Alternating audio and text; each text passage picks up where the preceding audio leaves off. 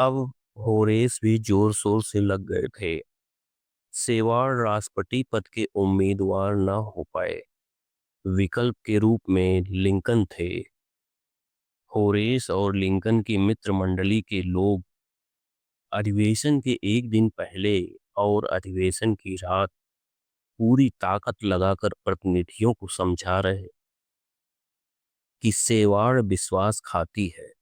मौका पड़ने पर पार्टी की अनदेखी करके व्यक्तिगत हित में समझौता कर सकते हैं। न्यूयॉर्क में गवर्नर पद की कई कड़ियां उजागर की गई। लोगों को समझाया गया कि लिंकन की ईमानदारी की कोई बराबरी नहीं कर सकता। लिंकन मर सकते हैं लेकिन अपने सिद्धांतों से कभी समझौता नहीं करते। बात लोगों की समझ में आने लगी। लिंकन की मित्र मंडली ने यह भी बताया कि डेमोक्रेट की ओर से डगलस राष्ट्रपति पद के उम्मीदवार हैं और डगलस का सामना केवल लिंकन ही कर सकते हैं। पिछले चुनावों में लिंकन और डगलस की बहसें भी हो चुकी हैं और लिंकन कहीं से भी डगलस से कमतर दिखाई नहीं दिए। अतः यदि डगलस को हराना है तो रिपब्लिकन पार्टी की ओर से लिंकन ही सशक्त उम्मीदवार हो सकते हैं। लिंकन की मित्र मंडली ने एक चाल और चली। उन्होंने इंडियाना के प्रतिनिधियों को यह आश्वासन दे दिया कि बी स्मिथ को काबीना मंत्री बनाएंगे। पेंसिल्वेनिया के प्रतिनिधियों को समझाया गया कि सीमेट कैथरान को लिंकन का दाहिना हाथ समझा जाएगा और पेंसिल्वेनिया के संबंध में कोई भी निर्णय लेते समय उनकी राय को महत्व दिया जाएगा। उधर होरेस भी लिंकन के पक्ष में जोर शोर से प्रचार कर रहे थे। शिकागो में पूरी हलचल थी। लिंकन समर्थक इलियास से आए थे और सेवार्ड के समर्थक न्यूयॉर्क से। सड़कों पर जबरदस्त शोर था। अधिवेशन की कार्यवाही शुरू हुई। राष्ट्रपति पद के उम्मीदवार के रूप में सेवार्ड लिंकन, चेस पेंसिल्वेनिया के कैमरान बंधु तथा मिसूरी के वेट्स आदि के नाम प्रस्तावित किए गए थे। प्रारंभ में लगा कि सेवाड़ बाजी मार ले जाएंगे, लेकिन होरेस और लिंकन समर्थकों की रणनीति कामयाब रही। पेंसिल्वेनिया और इंडियाना के प्रतिनिधियों ने अपने नाम हटाकर लिंकन का समर्थन कर दिया। बाद में ओहियो के प्रतिनिधियों ने भी लिंकन के पक्ष में मतदान कर दिया। कई दौर की मतगणना के बाद आखिरकार बाजी लिंकन के हाथ में रही। उस समय सम्मेलन कक्ष में लगभग 10,000 लोग और बाहर सड़कों पर लगभग 20,000 लोग थे। आम जनता लिंकन के पक्ष में थी। जब बार बार यह खबर आई कि लिंकन को राष्ट्रपति पद का उम्मीदवार चुन लिया गया है तो लोगों को विश्वास नहीं हो रहा था। उत्तेजना फैल रही थी। लोग खुशी से रो रहे थे, हैट उतार कर एक दूसरे का अभिवादन कर रहे थे। मजे की बात यह थी कि लिंकन उस समय शिकागो में नहीं थे। वह स्प्रिंगफील्ड में अपने कार्यालय में बैठे हुए थे। जब वह कार्यालय में काम करते करते थक गए तो बिलियर्ड खेलने चले गए। थोड़ी देर में उन्हें उत्सुकता हुई कि देखा जाए कि रिपब्लिकन पार्टी ने राष्ट्रपति पद के लिए किसे उम्मीदवार बनाया है। यह जानने के लिए लिंकन स्प्रिंगफील्ड जर्नल के दफ्तर में चले गए ताकि ताजा समाचार जान सके। इसी दफ्तर की ऊपरी मंजिल में तारघर था। तभी अखबार के कार्यालय का ऑपरेटर चिल्लाता हुआ दौड़कर लिंकन के पास आया और सांस लेते हुए बोला, मिस्टर लिंकन, राष्ट्रपति पद के लिए आपको उम्मीदवार चुन लिया गया है। लिंकन को जैसे विश्वास ही नहीं हो रहा था। उनके निचले होठों में थरथराहट हुई, गाल लाल हो गए, सांस रुक सी गई और दो मोती आंखों से लुढ़क गए। यह उनके जीवन का बड़ा ही नाटकीय पल था। यह खबर आग की तरह चारों तरफ फैल गई। स्प्रिंगफील्ड के में लोग घर से निकल पड़े। लिंकन के दोस्त भी भागे भागे आए। कुछ रो रहे थे, कुछ हंसते हंसते आधी बात ही कह पा रहे थे। लिंकन भीड़ से घिर गए। लोग बढ़ चढ़कर बधाइयां दे रहे थे। लिंकन ने अपने दोस्तों का अभिवादन स्वीकार किया और बोले, दोस्तों, 8वीं स्ट्रीट में एक महिला होगी जो इस खबर को सुनने के लिए बेकरार होगी। अर्थात लिंकन यह खबर अपनी पत्नी मैरी को देना चाहते थे, क्योंकि इस खबर को सुनने के लिए लंबे समय से इंतजार कर रही थी। अब उसका व्हाइट हाउस वाला सपना पूरा होने वाला था। वही एक ऐसी बहादुर महिला थी जिसने टाल ठोक कर घोषणा की थी कि लिंकन एक दिन राष्ट्रपति अवश्य बनेंगे। अधिवेशन के बाद रिपब्लिकन पार्टी का प्रतिनिधिमंडल 19 मई 1860 को स्प्रिंगफील्ड में लिंकन के घर आया और उन्हें आधिकारिक रूप से सूचित किया कि वह राष्ट्रपति चुनाव के लिए पार्टी की ओर से प्रत्या प्रत्याशी चुन लिए गए हैं। लिंकन दंपति ने प्रतिनिधिमंडल के सदस्यों का आदर के साथ स्वागत स्वागत किया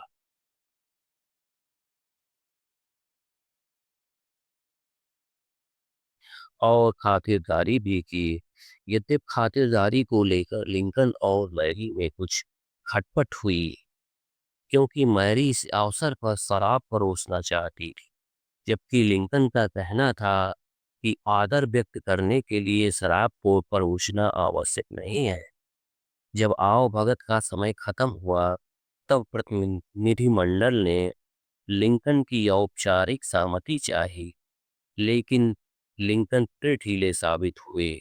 उन्होंने सहमति देने के लिए 4 दिन का समय मांग लिया। मैरी चाहती थी कि कोई नया बखेड़ा खड़ा हो, उससे पहले ही सहमत की मुहर लग जाए, लेकिन लिंकन ने इसमें भी 3 दिन लगा दिए और चौथे दिन अपनी सहमति दे दी। जब प्रतिनिधिमंडल लौटने लगा, तो एक सदस्य ने कहा, चलो, हमें एक अच्छा व्यक्ति मिल गया, परंतु मुझे संदेह है कि वह सर्वोत्तम सिद्ध होगा। लिंकन राष्ट्रपति पद के उम्मीदवार तो चुन दिए गए, लेकिन लोगों की राय थी, अब तक जितने भी राष्ट्रपति चुने गए, उनमें से लिंकन सबसे आश्चर्यजनक व्यक्ति है। अन्य उम्मीदवार भी गरीबी में पैदा हुए थे, लेकिन गरीबी और उदासी की उतनी गहरी छाप उन लोगों के चेहरों पर नहीं थी जितनी कि लिंकन के चेहरे पर थे। अन्य उम्मीदवार भी अपने चयन के समय कम ख्याति प्राप्त थे, लेकिन लिंकन तो अन्य राज्यों के लिए एकदम अनजाने से थे। लिंकन का चयन किसी योग्यता के कारण नहीं किया गया था, वरन प्रतिनिधियों ने इस बात को सामने रखा था कि डेमोक्रेट उम्मीदवार डगलस का सामना कौन व्यक्ति मजबूती और ईमानदारी से कर सकता है। यद्यपि सेवार्ड अधिक योग्य उम्मीदवार थे, लेकिन होरेस ने सेवार्ड के अदमनीय संघर्ष वाले वाक्य का अनघोर विरोध किया। उसने कहा कि सेवार्ड संविधान से भी ऊंचा कानून चाहते हैं। लिंकन भी विभाजित घर का नाम वाक्य के जन्मदाता थे, लेकिन यह वाक्य लिंकन का मददगार साबित हुआ। चुनावी गतिविधियां। रिपब्लिकन पार्टी की ओर से राष्ट्रपति पद का प्रत्याशी घोषित होने के बाद लिंकन पर काम का दबाव बढ़ गया। उन्होंने एक सचिव नियुक्त किया। गवर्नर ने लिंकन को अपने कार्यालय से कामकाज चलाने की अनुमति दे दी। कई अखबार तो पहले से ही लिंकन के पक्ष में हवा बना रहे थे। अब नॉक्स महाविद्यालय में उन्हें एलएलटी की मानद उपाधि भी प्रदान करके उनकी प्रतिष्ठा को बढ़ा दिया। अखबारों में उनके भाषण और जीवनी छपने लगी। अब जीवनी की मांग ज्यादा आने लगी। तब लिंकन ने अपनी सीधी साधी छोटी सी जीवन कथा अपने सचिव को लिखवा कर दी और हिदायत दे दी कि जब भी कोई जीवनी मांगे तो इसे ही उपलब्ध करा दिया जाए। कहते हैं कि उस समय जीवन वृत्त की ही लगभग 2 लाख प्रतियां बिकी थीं। अनेक फोटोग्राफर स्प्रिंगफील्ड पहुंचने लगे। वे तरह तरह के फोटो चाहते थे। इतनी व्यस्तता के बाद भी लिंकन शांत रहते थे और सभी से सरलता और सद्भाव के साथ मिलते थे। उधर लिंकन के विरोधी भी चुप नहीं बैठे थे। पहले तो सेवाड़ ही खफा थे। उनका कहना था कि उनके सामने एक देहाती और इलिनायस जैसे छोटे से कस्बे के छोटे से वकील को प्रत्याशी चुन लिया गया। इस कड़वाहट में उन्होंने जगजाहिर भी किया,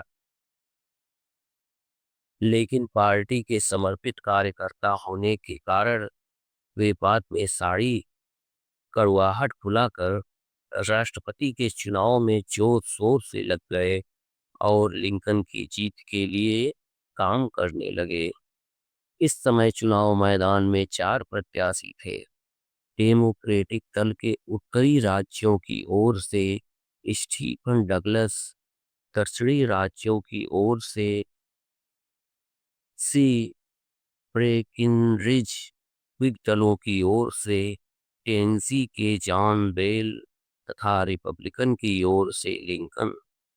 इन सभी में राजनीतिक रूप से डगलस एक बड़ा नाम था।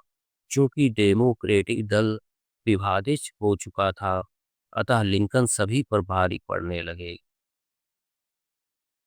उधर ब्रेकी नरीज भी मजबूत प्रत्याशी थे। अप्रैल माह में चार्ल्सटन कस्बे में डेमोक्रेटिक दल का सम्मेलन हो चुका था। दल 2 हिस्सों में विभाजित हो गया था। उनका मानना था कि यदि रिपब्लिकन पार्टी की एकता बनी रही तो लिंकन का जीतना सुनिश्चित है। अतः वे इस जोड़ तोड़ में लग गए कि रिपब्लिकन पार्टी भी विभाजित हो जाए। लेकिन लिंकन ने पार्टी की एकता बनाए रखी। इसी बीच स्थानीय विधानसभाओं के चुनाव अक्टूबर में हुए, जिसमें रिपब्लिकन पार्टी ने अनेक राज्यों में बढ़त बना ली। फिर भी डगलस और ब्रेकिनरिज दबाव बनाए हुए थे। लिंकन को अपने गृहनगर इलिनायस की चिंता हो रही थी, क्योंकि उन्हें अन्य राज्यों से व्यापक समर्थन मिल रहा था, लेकिन गृहनगर से कमजोर खबरें आ रही थी। लिंकन ने कई समितियां बनाकर घर का संपर्क करना शुरू किया। समितियों से सर्वे भी कराया। जब धार्मिक क्षेत्र के लोगों से राय जानी गई तो परिणाम चौंकाने वाले आए। लगभग 25 आध्यात्मिक लोगों में से मात्र 3 व्यक्ति ही लिंकन के पक्ष में पाए गए। धर्म के क्षेत्र के लिए लिंकन ने भी अपनी प्रक्रिया दी। ये लोग अपने आप को बाइबिल में आस्था रखने वाला घोषित करते हैं, लेकिन इन्होंने अपनी राय देकर यह जाहिर कर दिया है कि उन्हें इस बात की चिंता नहीं कि उनके विरोध से दासत्व बढ़ेगा या घटेगा।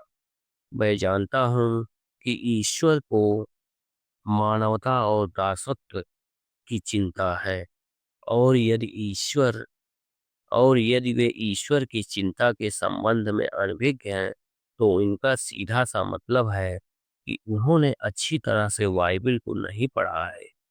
धीरे धीरे वह समय भी आ गया जब वोट पड़ने लगे।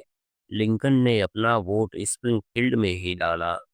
बाद में पता चला कि लिंकन के पिता, माँ और उनके सभी रिश्तेदारों ने लिंकन को वोट नहीं दिया था, क्योंकि वो लोग पक्के डेमोक्रेट थे। चुनाव शांतिपूर्वक संपन्न हो गए। 6 नवंबर 1807 को मतों की गिनती शुरू हुई। लिंकन शाम को अकेले ही तार घर में तार बाबू के पास जाकर बैठ गए। परिणाम आने शुरू हुए। सबसे पहले इलिनॉयस और इंडियाना से नतीजे आए। यहाँ रिपब्लिकन पार्टी विजयी। कुछ समय बाद खबर आई कि पेंसिल्वेनिया में रिपब्लिकन पार्टी जीत गई है।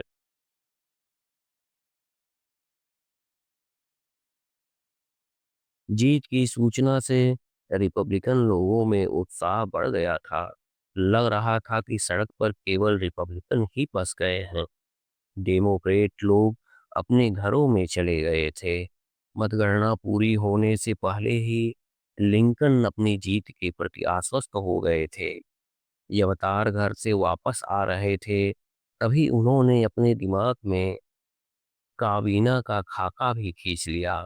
लिंकन चुनाव जीत चुके थे, लेकिन उन्हें दक्षिणी राज्यों से एक भी वोट नहीं मिला था।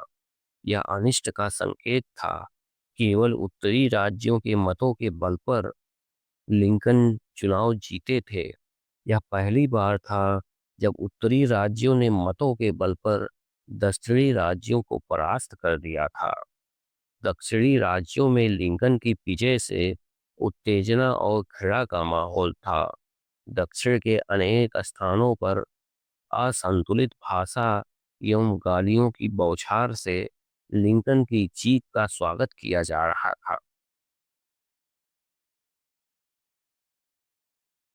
जीत और शपथ ग्रहण के बीच का समय। उस समय अमेरिकी चुनाव प्रणाली इस प्रकार की थी कि राष्ट्रपति का चुनाव जीतने और पद एवं गोपनीयता की शपथ लेने के बीच में लगभग 4 माह का अंतर होता था। इस बीच की अवधि में निवर्तमान राष्ट्रपति ही प्रशासन का काम देखता था। लिंकन राष्ट्रपति पद का चुनाव जीत चुके थे। लोग खुशियां भी मना चुके थे। एक ओर लिंकन शपथ की तैयारी कर रहे थे, दूसरी ओर देश टूटने की कगार पर था। नवनिर्वाचित राष्ट्रपति लिंकन उस तूफान को जन्म लेते देख रहे थे, जिसमें उन्हें राष्ट्र की नौका को खेने के लिए कर्णधार बनाया गया था।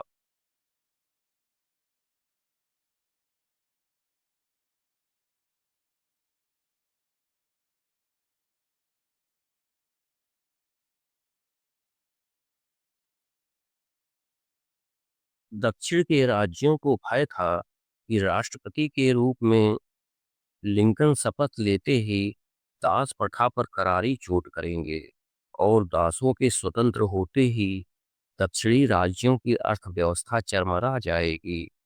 यही कुछ कुछ विचारधारा पश्चिमी पश्चिमी राज्यों की भी थी। अतः दक्षिणी राज्यों ने मिलकर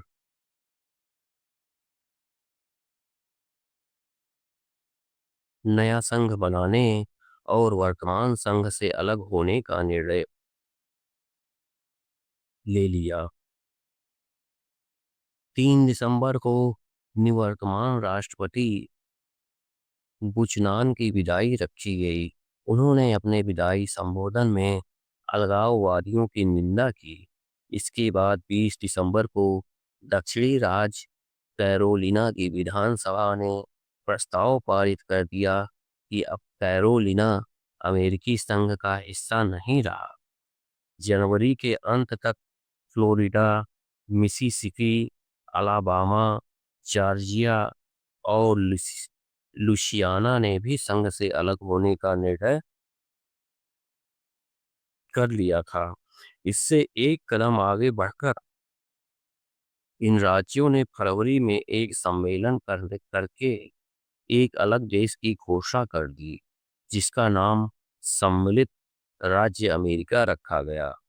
इस घोषणा के साथ ही अपने क्षेत्र के केंद्रीय शस्त्रागारों और किलों पर भी इन राज्यों ने कब्जा कर लिया।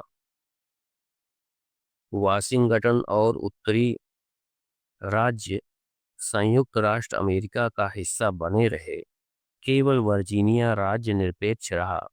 दक्षिणी राज्यों ने नए संघ के लिए रिचमंड को राजधानी घोषित कर दिया।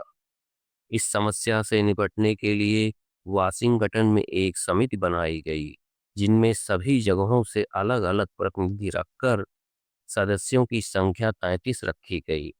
इस समिति ने व्यापक विचार विमर्श के बाद अपनी सिफारिश में कहा कि न्यू मैक्सिको को राज्य का दर्जा दे दिया जाए, भगोड़े गुलामों से संबंधित कानून का कड़ाई से पालन किया जाए, उत्तरी राज्यों में भगोड़े दासों को शरण देने में पाबंदी लगाई जाए, भविष्य में दास प्रथा के साथ कोई छेड़छाड़ न की जाए और इसके लिए संविधान में संशोधन किया जाए। इसी प्रकार की सिफारिशें सीनेट तथा वर्जीनिया के सदस्यों की ओर से भी आई। आगे चलकर चूंकि इन सिफारिशों को लिंकन को ही लागू कराना था, अतः उनकी राय आवश्यक थी। लिंकन ने इन प्रस्तावों को सिरे से खारिज कर दिया और कहा, इन प्रस्तावों को मानना अलगाववादियों को रिश्वत देना जैसा होगा। उन्होंने स्पष्ट कहा कि वे निजी रूप से किसी प्रकार के संविधान संशोधन के पक्ष में नहीं हैं। राष्ट्रपति का कर्तव्य है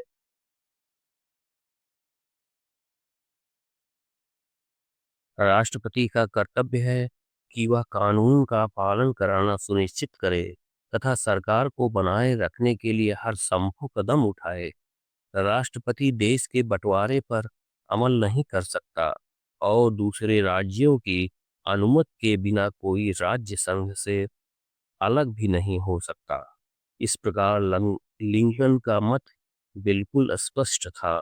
वे संघ की एकता के प्रति समर्पित थे। इधर लिंकन देश के प्रति चिंता की हालात से गुजर रहे थे। अब उन्हें वाशिंगटन जाकर देश के मुखिया का पद संभालना था, स्प्रिंगफील्ड का मकान छोड़ना था। श्रीमती लिंकन इस पक्ष में थी कि इस मकान को बेच दिया जाए। लिंकन ने उन्हें याद दिलाया कि वे हमेशा के लिए व्हाइट हाउस में रहने नहीं जा रहे हैं, क्योंकि राष्ट्रपति का कार्यकाल मात्र 4 वर्ष का होता है। मित्रों के सहयोग से मकान को किराए पर दे दिया गया और फर्नीचर आदि को बेच दिया गया। अभी उनकी सौतेली माँ जिंदा थी, जो कोल काउंटी में रह रही थी। लिंकन अपनी माँ से मिलने गए। वह अपनी माँ को मम्मा कहते थे। कोल्स काउंटी काफी दूर था। लिंकन कुछ दूर रेलगाड़ी से, फिर मालगाड़ी से और कुछ दूरी घोड़ा गाड़ी से पूरी करके माँ के पास पहुंचे। लिंकन को देखते ही उनकी 70 वर्षीय माँ ने उन्हें गले से लगा लिया। प्यार में उनके आंसू निकल आए। उन्होंने सुबकते हुए कहा, पुत्र, मैंने कभी नहीं चाहा कि तुम राष्ट्रपति का चुनाव जीतो। मैंने तो इसलिए तुम्हें वोट नहीं दिया था। पता नहीं मुझे क्यों लगता है कि इस पद पर रहते हुए तुम्हारे साथ कोई अनहोनी होगी। अब शायद हम लोगों की भेंट स्वर्ग में ही हो। लिंकन ने अपनी माँ को भी भरोसा दिलाया और बोले, माँ, कुछ नहीं होगा, हम फिर मिलेंगे। और माँ, तुम तो जानती हो कि यदि मुझे कुछ होना होगा तो उसे कोई रोक नहीं पाएगा। माँ ने फिर एक बार उन्हें गले से लगाया। लिंकन भावुक हो गए। उन्हें अपने बचपन का दिन याद आ गया, जब माँ ने उन्हें इसी प्रकार अपने आंचल में छिपाकर उन्हें ढांढस बंधाया था। माँ का आशीर्वाद लेकर लिंकन स्प्रिंगफील्ड वापस आ गए। जब स्प्रिंगफील्ड से विदाई का समय आ गया, उनके निकटतम लोग और पड़ोसियों को भरोसा ही नहीं हो रहा था कि कल तक गले में चादर डाले, हाथ में घर के सामान की टोकरी लिए हमारी गलियों में टहलने वाला हमारा साथी लिंकन हमें छोड़कर व्हाइट हाउस में बसने जा रहा है। लेकिन यह तो सच्चाई थी। उन्हें स्प्रिंगफील्ड छोड़ना था। 6 फरवरी 1861 को लिंकन ने विदाई का कार्यक्रम रखा। पूरे दिन स्प्रिंगफील्ड और इलिनॉयस के लोगों से लिंकन मिलते रहे। अपने निकटतम लोगों के घर भी गए। वह अपने वकील, भागीदार हार्डर के घर भी गए। जब हार्डर से विदा ले रहे थे, तभी बाहर अपनी फर्म के बोर्ड को देखकर रुक गए। बोले, मित्र, बाहर लगे इस बोर्ड को ज्यों का त्यों रहने दीजिएगा, ताकि राष्ट्रपति चुनाव का प्रभाव इस फर्म पर न पड़े। यदि मैं जीवित लौटा तो फिर दोनों साथ साथ वकालत करेंगे। फर्म के बोर्ड में लिखा था, लिंकन एवं हर्डनर।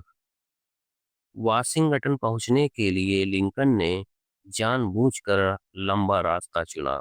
वह रेलगाड़ी से यात्रा कर रहे थे। रवाना होने से पूर्व उन्होंने स्प्रिंगफील्ड वासियों के सामने अपना भावुक भाषण दिया और विदाई ली। लिंकन की रेलगाड़ी में कुल 3 डिब्बे थे। एक डिब्बे में पत्रकार, दूसरे डिब्बे में लिंकन के सहायक और तीसरे डिब्बे में लिंकन का परिवार। रेलवे स्टेशन पर जबरदस्त भीड़ थी। हर कोई लिंकन से व्यक्तिगत रूप से मिल लेना चाहता था। कुछ लोग तो केवल एक झलक के लिए ही व्याकुल थे। जब रेलगाड़ी ने सीटी बजाई, तब लिंकन डिब्बे के दरवाजे पर आए और हाथ उठाकर लोगों का अभिवादन स्वीकार किया। ऊंची आवाज में बोले, मुझे आप लोगों ने पूरा प्यार दिया है। मुझे नहीं पता कि मैं फिर से आप लोगों के बीच वापस लौटूंगा या नहीं, लेकिन इतना संतोष है कि एक बहुत बड़े काम के लिए जा रहा हूँ। ईश्वर के आशीर्वाद और आपके समर्थन से मुझे भरोसा है कि मैं जिस काम के लिए जा रहा हूँ उसमें कामयाब होऊंगा।